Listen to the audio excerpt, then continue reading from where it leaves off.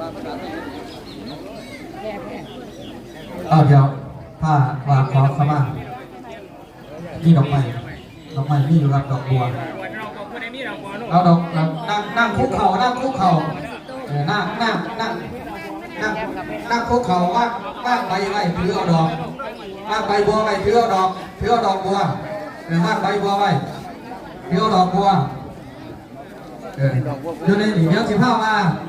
ที่เจ็บคนไหนว่าน้ำโม่บัวดอกจวดเอาพนมมือขึ้นมาดังๆเด้อไม่พ่อแม่ได้ยินว่าเป็นโกนไทยร้านก็จะมาหอดเพิ่นไหนว่าบ้านน้ำโม3 จบแต่ก็บอกว่าได้ใจเลยบ้านน้ำโม3 จบน้ำโมจะสามประตูนั่นดังๆเอามาดัง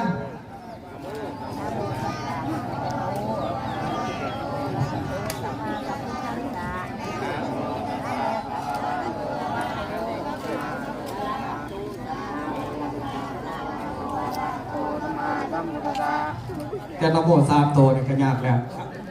เอาว่าตามเด้อพระอาจารย์15ว่าดังๆเด้กันผู้ใดว่านี่ปากนี่กายกรรมังวจีกรรมังมโนกรรมังโยโทโสที่ข้าพระเจ้าเอาว่าซื้อเจ้าของซื้ออย่างว่าไปเด็กชายว่าเราบอกที่ประมาทพลาดพลั้งทำผิดมาตั้งแต่เกิดจนถึงปัจจุบันข้าพเจ้าสำนึกแล้วในกรรมนั้นขอให้พ่อแม่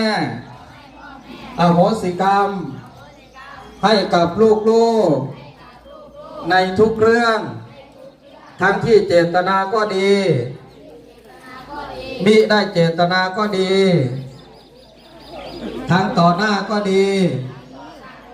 รับหลังก็ดีทั้งที่รู้ตัวไม่รู้ตัวก็ดีขอให้พ่อแม่จงยกโทษให้ลูกคนนี้ด้วยเถิดข้าพเจ้าขอขมาบิดามารดาในสิ่งที่ล่วงเกินทั้งกายวาจาใจลูกขอขมากราบขออโหสิกรรมในสิ่งที่ทำผิดพลาด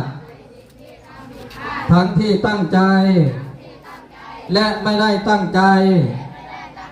ขอให้บิดามารดามีแต่ความสุขภาพแข็งแรงเป็นลมโพล่มไทรของลูกหลานตราบกาลนานขอให้บิดามารดา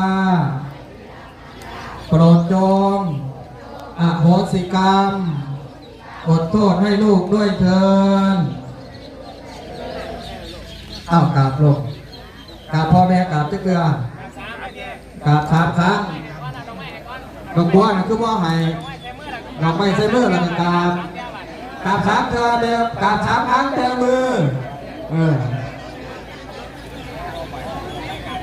พ่อแม่ก็ให้ป้อนลูกแล้วเนี่ยพ่อท่านกราบกับพี่แล้วนี่พ่อท่านพูดที่แรกกราบให้ลูกผู้แรกกราบไม่เพื่อนกราบไม่เพื่อนหลวงพ่อเพิ่นเห็นก็กราบไปลูกกราบงามกราบแดงมือยังไม่อันนี่เลยกราบ3 ครั้งกราบงามต่อไปกันลูกสิได้ปกผมนะเพื่อเตรียมตัวบวชเป็นสามเณรก็โครงการโดยท่านนายอำเภอเพื่อนมาเตรียมรอแล้วพอแม่นาคลุกไปนาคอยู่ซื่อๆยันตีทิ้งแต่ว่าพอเรียนลูกเอาดอกบัวให้ลูกดอกบัวขึ้นในลูกครับดอกบัวขึ้นในลูกกันแน่เอาใบบัวเอาใบบัวด้วยลูกเอาใบบัวเอาใบบัวลูกขึ้นพอแม่ลูกออกแล้วห้ามลูกขึ้นนั่งเก้าอี้ เบิกตึงตังเงินงานขนาดตอนนี้อะไรล่ะอุปกรณ์เขาอยู่ทางไหนพี่สมานขออุปกรณ์ครับ บัวไว้นะหรือเราบัวนกน้ำนะ อ่อนแล้ว หรือเรา ประชาสัมพันธ์นะ ได้ละลูก ในปืนเศร้าปืนเศร้าเวลา8 โมง 45 8 โมง 45 นาทีปืนเศร้าเราจะนัดร่วมตัวหน้าปืนเศร้าเด้อเปลี่ยนกำหนดการเพราะว่าช่วงบ่ายฮ้อนนี่ละฮ้อนขึ้นจังสี่พอดีปรึกษาครับ ว่ามาตัดผมลูกหลานเนี่ยสิเป็นยาก หลวงพ่ออำเภอปรึกษากับทางนายอำเภอแล้วเพิ่นว่ามื้อเช้าพิธีการเฮามีภาคเช้านั่นคือเวลา8 โมง 45เข้าสิร่วมหน้าจุดนี้คือเก่าแล้วก็เวลา9 โมงตรงเฮาก็สิได้แห่นาคแห่นาค3 รอบ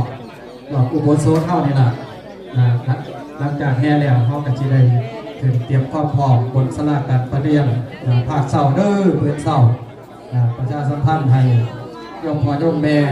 ผู้มาร่วมงานมื้ออื่นนำมื้อนี้นำงานได้รับทราบทั่วกันมื้อเช้าเริ่ม8 โมง 45ให้เตรียมตัวมาเตรียมตัวรวมพิธี9 โมงเขาก็สิได้แห่นาค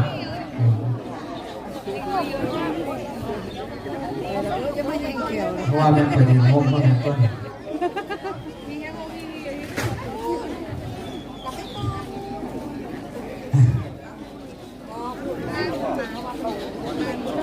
ผมเนาะผมอยู่ของผมจักเท่าไหร่อย่าเบียดกันเด้ออย่าเบียดกันเพราะว่าอากาศร้อนสิเป็นลมเป็นแรง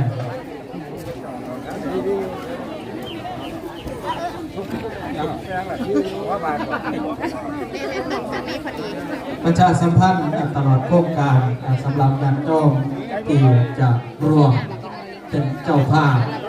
ร่วมเป็นเจ้าภาพไปตั้งแต่พี่ละเจ้าภาพผ้าไตรเจ้าภาพบาทเท่าไรเพื่อนว่าเจ้าภาพละ1,000 บอกผู้ใดญาติโยมใดอยากเป็นเจ้าภาพเจ้าศรัทธาติดต่อได้เจ้าอาวาสวัดพระมวลไตรหรือว่าพระครูวิสิตติดต่อเพื่อนใดเลยว่าจองเป็นเจ้าภาพเมื่อนี้ก็ได้เมื่ออื่นก็ท่านหลักการในมือต่อไปเพราะว่าสิเป็นเจ้าภาพภัตตาหารเจ้าภาพ